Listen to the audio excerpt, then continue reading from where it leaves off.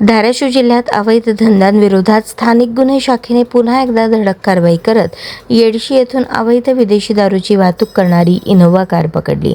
या कारवाईत विदेशी दारूच्या बाटल्या, इनोव्हा कार असा एकूण 6,34,000चा मुद्देमाल जप्त करण्यात आला असून 2 आरोपींविरुद्ध महाराष्ट्र दारूबंदी कायद्यान्वये गुन्हा दाखल करण्यात आला आहे।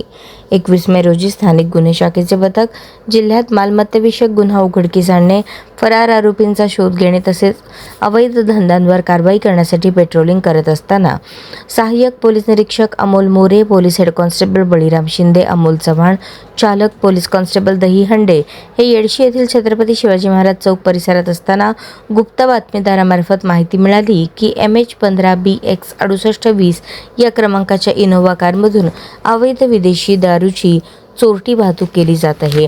मिळालेल्या खात्रीशीर माहितीनुसार पोलिसांनी सापळा रचून संबंधित वाहन थांबवले।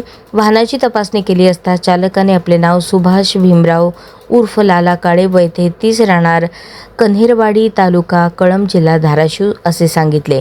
तर पाठीमागील सीटवर बसलेल्या व्यक्तीने आपले नाव दादा रामा काळे, राहणार जुना बस डेपो, पारधी पिढी, धाराशिव असे सांगितले।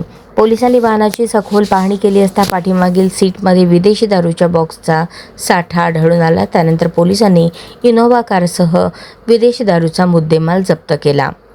या प्रकरणी दोन्ही आरोपींविरुद्ध महाराष्ट्र दारूबंदी कायदा कलम 65E अन्वये गुन्हा दाखल झाला आहे। ही कारवाई पोलीस अधीक्षक रितू खोकर यांच्या मार्गदर्शनाखाली स्थानिक गुन्हे शाखेचे पोलीस निरीक्षक विनोद इजपवार, सहाय्यक पोलीस निरीक्षक Amol More, police head constable Baliram Shinde, Amol Chavan, चालक पोलीस हेड कॉन्स्टेबल दहीहंडे यांच्या पथकाने यशस्वीरित्या पार पाडली।